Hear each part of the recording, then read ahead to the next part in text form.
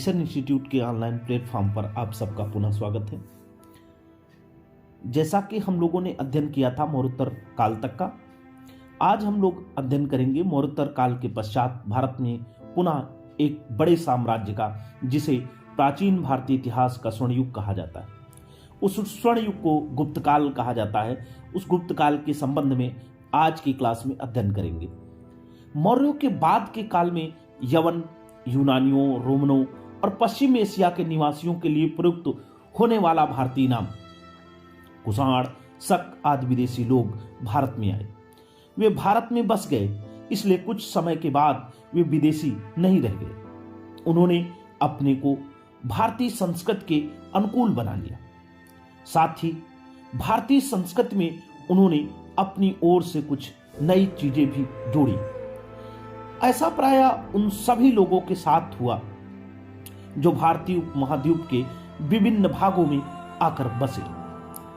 ईसा की चौथी सदी में एक नए भारतीय राजवंश का उदय हुआ, जिसे उत्तर भारत के एक बड़े भाग पर विशाल राज्य की स्थापना की। यह था गुप्त राजवंश, जिसका शासन 200 सालों से अधिक समय तक कायम रहा। इस युग में भारतीय संस्कृति की उन कतिपय महान उपलब्धियों का सिलसिला जारी रहा, जिनकी शुरुआत पहले के युग में हुई थी। गुप्त सम्राट न केवल शक्तिशाली नरेश थे, बल्कि वे विद्या के संरक्षक भी थे। उन्होंने कवियों, लेखकों, वैज्ञानिकों, कलाकारों को प्रोत्साहन दिया। इन सब ने भारतीय संस्कृति में अपना योगदान दिया। इस राजवंश का पहला प्रसिद्ध शासक चंद्रगुप्त था। उसने लिच्छवी राजकुमारी से विवाह किया। लिच्छवी जनजाति की पूर्वोत्तर भारत में अब भी प्रतिष्ठा थी। चंद्रगुप्त प्रथम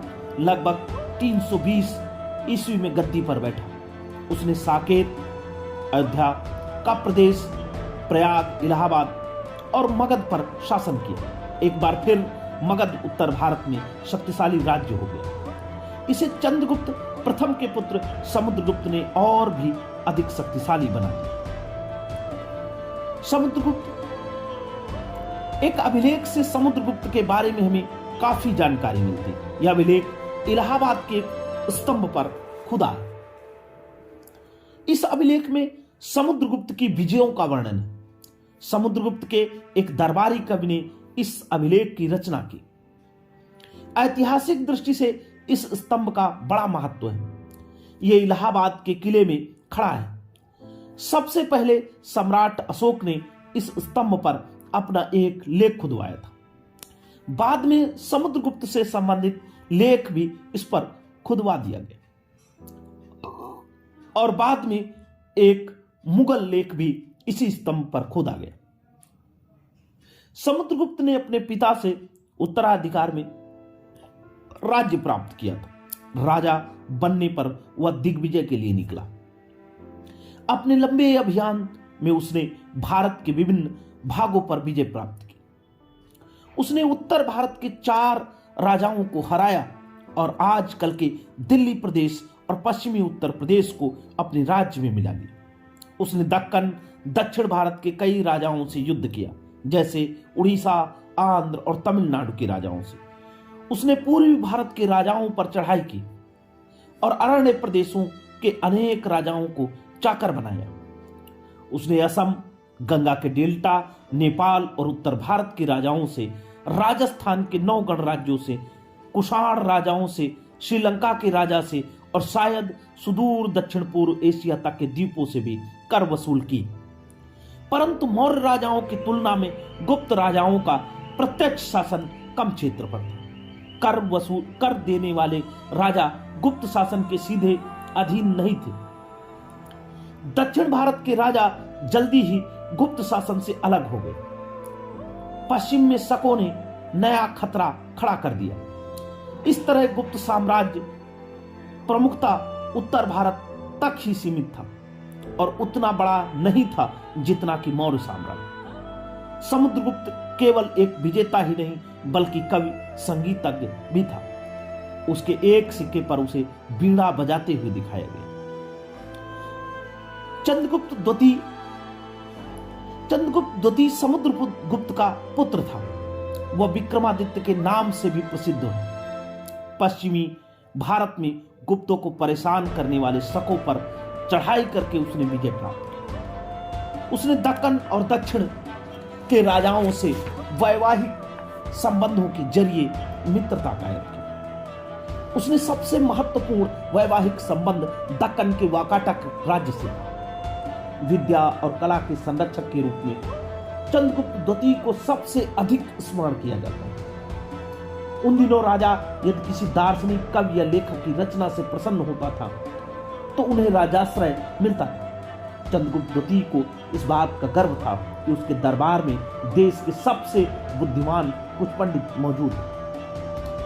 चंद्रगुप्त द्वितीय के बाद कई शासक कमजोर निकले। मध्य एशिया के हूणों ने उत्तर की ओर से आक्रमण करके उनकी परेशानियों को और बढ़ा दिया। हूण खानाबदोश लोग थे। उन्होंने चीन पर हमला करने की कोशिश की परंतु पराजित हुई, इसलिए वे मध्य एशिया में फैल गए। भारत की दौलत के बारे में सुनकर उन्होंने ईसा की 5वीं सदी में उत्तर भारत पर हमला किया। उनके लगातार के हमलों के कारण गुप्तों की शक्ति क्षीण हो गई और अंत में हूण पंजाब तथा कश्मीर के शासक बन गए। करीब 100 साल तक हूण शक्तिशाली बने रहे। उसके बाद उनकी शक्ति क्षीण हो गई, परंतु तब तक उनमें से बहुत से भारत में स्थायी रूप से बस गए और भारतीय जन समुदाय का अंग बन गए। गुप्तों की शासन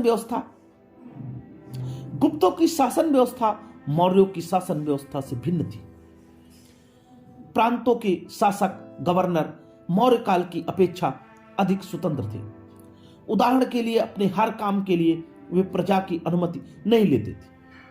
प्रांत जिलों में बंट गए थे और जिलों के लोगों से कहा जाता था कि वह शासन व्यवस्था में मदद करें। गवर्नर को सलाह देने के लिए जिला समितियां थी और इन समितियों में केवल शासन के अधिकारी ही नहीं बल्कि शहरों के नागरिक भी शामिल थे। पाटलिपुत्र एक वैभवशाली बड़ा नगर था। गुप्त शासन के कुछ अधिकारियों को नगद वेतन मिलता था, लेकिन परवर्ती शासकों के समय में यह प्रथा बदल गई। नगद वेतन के स्थान पर अब अधिकारियों को उनके वेतन के बराबर भूमि से राजस्व वसूल करने का अधिकार दिया जाने लगा।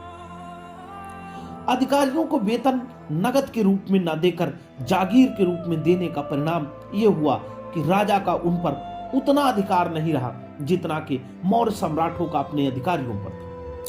चंद्रगुप्त के बाद शासक कमजोर साबित हुए तो दूर के कुछ प्रांतों के गवर्नर राजाओं की तरह व्यवहार करने लगे। जब गुप्त साम्राज्य भंग हुआ तो इन गवर्नरों ने अपने को अपने छोटे छोटे प्रांतों का राजा घोषित कर दिया। जनजीवन।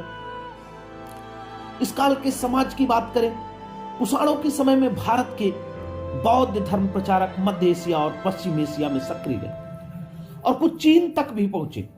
जब चीनी लोगों की बौद्ध धर्म में दिलचस्पी बढ़ी तो उनके कुछ विद्वानों की भारत में उपलब्ध मूल ग्रंथों का अध्ययन करने की इच्छा हुई। इन चीनी विद्वानों में एक था फाहियान। वह 399 ईस्वी में चीन से रवाना हुआ और गोबी मरुस्थल तथा मध्य एशिया को पार करके भारत पहुंचा। वह भारत के विभिन्न बौद्ध विहारों में कई साल तक रहा। उसने बौद्ध ग्रंथों का अध्ययन किया और अपने साथ चीन ले जाने के लिए पुस्तकें इकट्ठा की। चीन वापस लौटने पर उसने अपनी भारत यात्रा के बारे में एक ग्रंथ लिखा। फाहियान के इस विवरण में गुप्तकालीन जीवन के बारे में हमें बड़ी उपयोगी जानकारी मिलती है। फाहियान लिखता है कि बौद्ध और ब्राह्मण आपस में शांतिपूर्वक रहते। उसने भारत की धन दौलत और समृद्धि की भूरी भूरी प्रशंसा की। लोग कानून का पालन करने वाले और ईमानदार थे। कानून नरम थे और दंड भी कठोर नहीं थे। गांवों की संख्या बहुत अधिक थी। कृषि भूमि के करों से राज्यों को आमदनी होती थी। फाहियान के अनुसार अधिकतर लोग शाकाहारी थे, परंतु इस काल के अन्य स्रोतों की से जानकारी मिलती है कि मांस भी खाया जाता था। समाज जातियों में बटा था। अधिकतर जातियां आपस में मेल जोल से रहती थी, परंतु नगरों में एक ऐसा वर्ग भी था जिसके साथ बुरा व्यवहार किया जाता था। ये लोग थे अछूत। इन्हें बाकी नगरवासियों से दूर नगर के बाहर रहना पड़ता था। उन्हें इतना अपवित्र माना जाता था कि उच्च जातियों के लोग उनकी तरफ देखना तक ठीक नहीं समझते थे। गुप्तकालीन समाज के बारे में निश्चय ही एक बुरी बात थी। दूसरे मनुष्यों के प्रति इतनी निर्दयता एक गंभीर दोष था। व्यापार। पहले के काल में व्यापार में वृद्धि होने के कारण नगर बढ़े और समृद्ध हुए। गुप्त काल के आरंभिक दौर में यह समृद्धि जारी रही। न केवल भारत के भीतर और पश्चिम एशिया के साथ, बल्कि दक्षिण पूर्व एशिया के साथ भी व्यापार होता था। बहुत से व्यापारी माल लेकर विदेशों में जाने लगे और उसे भारी मुनाफे पर बेचने लगे। व्यापार में वृद्धि के साथ साथ समुद्री यात्रा और जहाज निर्माण के ज्ञान में भी वृद्धि। पहले से बड़े जहाज बनाए जाने लगे और पश्चिम एशिया तथा पूर्वी तटों के बंदरगाह में पहले से अधिक जहाज झुंड बनाने लगे। गंगा के नदी मुख प्रदेश डेल्टा में स्थित ताम्रलिप्ति ताम्लुक बंदरगाह से दक्षिण पूर्व एशिया के सुवर्ण भूमि बर्मा, म्यांमार, यवद्वीप, जावा और कंबोडिया जैसे देशों के साथ सबसे ज्यादा व्यापार होता था। भड़ाओच, सोपारा और कल्याण पश्चिमी तट पर मुख्य बंदरगाह थे। भड़ाओच, सोपारा, कल्याण पश्चिमी तट पर मुख्य बंदरगाह और वहां से भी दक्षिण पूर्व को जहाज भेजे जाते थे। व्यापार के साथ साथ भारतीय धर्म और संस्कृति, बौद्ध धर्म, हिंदू धर्म, संस्कृत, भाषा, कला तथा भारतीय संस्कृति के अन्य रूप दक्षिण पूर्व एशिया में पहुंचे। दक्षिण पूर्व एशिया के लोगों ने भारतीय संस्कृति के कुछ पहलुओं को पसंद किया और उन्हें अपना लिया। हालांकि उन्होंने अपनी परंपराओं, अपनी संस्कृति को भी कायम रखा। आज भी भारत और दक्षिण पूर्व एशिया की संस्कृति के बीच अनेक बातें समान हैं। मालाबार तट पर स्थित अनेक बंदरगाहों में से भारतीय वस्तुएं अफ्रीका, ईरान और भूमध्य सागरीय देशों को ले जाई जाती थी। व्यापारियों के काफिले, जिन्हें सार्थ कहा जाता था, और धर्म प्रचारकों की मंडलियां भी स्थल मार्ग से मध्य एशिया और चीन जाया करती थी। लेकिन गुप्त काल के अंतिम दौर में उत्तर भारत में व्यापार का ह्रास हुआ। गंगा के मैदान के नगरों में इस अवनति के लक्षण प्रकट होते। इसका आंशिक कारण था हूणों की हलचल से मध्य एशिया में पैदा हुई अस्थिर परिस्थितियां। एक अन्य कारण हो सकता है बाढ़ों से और नदी मार्गों में हुए परिवर्तनों से गंगा की द्रोणी के वातावरण में आया बदलाव। गुप्तकालीन धर्म की बात करें तो यह पहला काल है जब हिंदुस्तान में मंदिरों के निर्माण का प्रारंभ हुआ। गुप्त काल में हिंदू धर्म बड़ा शक्तिशाली बन गया, परंतु अभी हिंदू शब्द का प्रयोग नहीं होता था। बाद में अरबों ने हिंद के निवासियों के लिए इस शब्द का इस्तेमाल किया। हिंदू लोग शिव, शक्ति और विष्णु के उपासक थे। चूंकि उस समय शिव और विष्णु की उपासना बड़ी लोकप्रिय हो गई थी, इसलिए गुप्त काल के इस धर्म को भी हिंदू धर्म कहा जाता है। अधिकांश गुप्त नरेश वैष्णव थे, यानी विष्णु के उपासक। उन्होंने अश्वमेध जैसे धार्मिक यज्ञ भी किए, परंतु अब धार्मिक यज्ञ उतने नहीं होते थे जितने कि वैदिक काल में। उन्होंने मंदिरों के निर्माण के लिए दान दिए। अब ब्राह्मणों ने प्रार्थनाओं तथा स्रोतों से विष्णु की उपासना किए जाने पर अधिक बल दिया। देवताओं की मूर्तियों की पूजा की जाने लगी। इन मूर्तियों के लिए छोटे छोटे देवगृह बनने लगे। ये मंदिरों के निर्माण की शुरुआत थी। विश्वास किया जाता है कि लोगों को सदाचारी जीवन का मार्ग दिखाने के लिए विष्णु कभी कभी पृथ्वी पर उतरते हैं। इसी को अवतार लेना कहते हैं। विष्णु ने मनुष्य या पशु के रूप में अवतार लिया था। रामायण और महाभारत जैसे पुराने ग्रंथ और कुछ पुराण इस युग में पुनः लिखे गए। अब उन्हें धार्मिक साहित्य माना गया। आज उन्हें हम संस्कृत में जिस रूप में पढ़ते हैं वह उनका गुप्त काल में बना रूप। वास्तुकला। उस युग के गुप्त राजाओं और अन्य शासकों ने विष्णु और शिव की उपासना के लिए मंदिरों का निर्माण करने हेतु अनुदान दिए। ये मंदिर अजंता और एलोरा की तरह पहाड़ियों को काटकर बनाई गई गुफाओं की भांति नहीं थे। इन्हें ईंट और पत्थर जैसी चीजों से बनाया गया। इस काल के आरंभिक मंदिर बहुत साधारण थे। उनमें केवल एक कक्ष होता था जहां देवताओं की मूर्तियां स्थापित की जाती थी। इस कक्ष के प्रवेश द्वार को मूर्तिकला से सजाया जाता था। धीरे धीरे कक्षों की संख्या बढ़ती गई, 1 से 2, 3, 4 और ज्यादा पर पहुंच गई। अंततः बाद की शताब्दियों में मंदिर बहुत विशाल हो गए और उनके भीतर कई भवन बनने लगे। यदि तुम सांची जाओ तो वहां बौद्ध स्तूप के पास इस काल का बना हुआ तुम्हें एक कच्छ का मंदिर देखने को मिलेगा।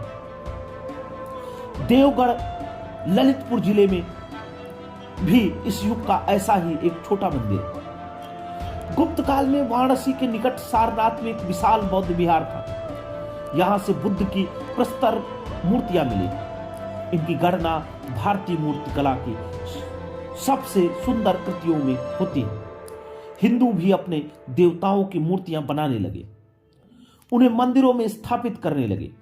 कुछ बौद्ध विहार पहाड़ियों को काटकर बनाई गई गुफाओं के रूप में थे। एक ऐसा गुफा विहार औरंगाबाद के पास अजंता में।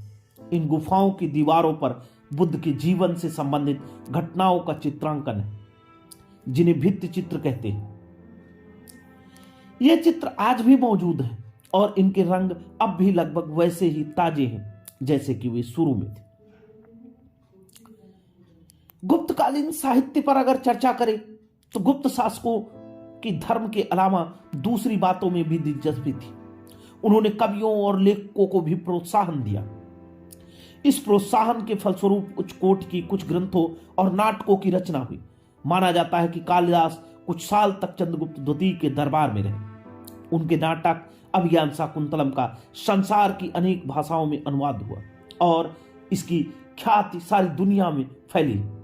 उनके मेघदूत और रघुवंश काव्यों में साहित्यिक गुणों के अलावा गुप्तकालीन समाज का भी स्पष्ट चित्र देखने को मिलता है।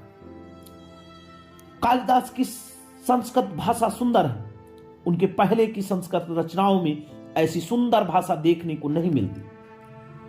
पहले के काल की अपेक्षा अब शिक्षित वर्ग में संस्कृत का अधिक व्यापक प्रयोग होने लगा। एक अन्य लोकप्रिय ग्रंथ था पंचतंत्र, जिसमें कहानियों का संग्रह। बाद में पंचतंत्र का संसार की अनेक भाषाओं में अनुवाद। गुप्तकालीन विज्ञान की बात करें, महान संस्कृति केवल कला और साहित्य से नहीं बनती, ज्ञान विज्ञान में भी प्रगति होना आवश्यक है। इस काल ने ज्योतिष, चिकित्सा और गणित की अनेक प्रतिभाओं को पैदा किया। इसका एक कारण था व्यापार के जरिए दूसरे लोगों के साथ संपर्क और ज्ञान का फैलाव। इस काल के दो प्रसिद्ध वैज्ञानिक थे, आर्यभट्ट और वराहमिहिर। दोनों ही ज्योतिषी तथा गणितज्ञ थे। गणित, ज्योतिष और फलित ज्योतिष का स्पष्ट विभाजन हो गया। फलित ज्योतिष में आकाश के पिंडों की जानकारी का अंधविश्वासी प्रयोजन के लिए प्रयोग हुआ। आर्यभट्ट ने स्पष्ट किया कि पृथ्वी सूर्य की परिक्रमा करती है, परंतु उनके इस सिद्धांत को स्वीकार नहीं किया गया। आज हम जानते हैं कि आर्यभट्ट का सिद्धांत सही था। भारतीय गणितज्ञों ने दाशमिक या दशमलव स्थानमान पद्धति का प्रयोग किया और उन्हें शून्य की जानकारी थी। यह अंक पद्धति संसार में अन्यत्र प्रयुक्त होने वाली पद्धतियों से बहुत उन्नत थी। भारतीय अंक पद्धति और संकेतकों को अरबों ने अपना लिया। फिर वहां से इन्हें यूरोप ले जाया गया। अंततः जिन्हें हम अरबी अंक कहते हैं, वे वस्तुतः भारतीय मूल के अंक। धातुओं के ज्ञान में लोगों की बहुत दिलचस्पी थी और धातुओं को मिलाने के प्रयोग किए जा रहे थे। दिल्ली में मेहरौली के नजदीक का लौह स्तंभ उत्तम किस्म के लोहे के उपयोग का उस समय का एक उदाहरण है। आयुर्वेद पर भी ग्रंथ लिखे गए। भाषा का अध्ययन, विशेषकर व्याकरण और कोश रचना का ज्ञान बहुत उन्नत था। इस प्रकार गुप्त काल में ऐसी अनेक उपलब्धियां हुई जो एक उन्नत सभ्यता की द्योतक है। इनमें से कुछ पहले के काल में विकसित हो चुकी थी। भारत की शास्त्रीय संस्कृति के मूल्यांकन के लिए पहले की उन उपलब्धियों पर विचार करना आवश्यक है। अंशतः पहले के काल की समृद्धि के कारण ही गुप्त काल में विज्ञान और कला को प्रोत्साहन मिला। यह भी महत्वपूर्ण है कि भौतिक समृद्धि का उपयोग विविध प्रकार के ज्ञान को उन्नत बनाने में। आज यहीं तक, धन्यवाद।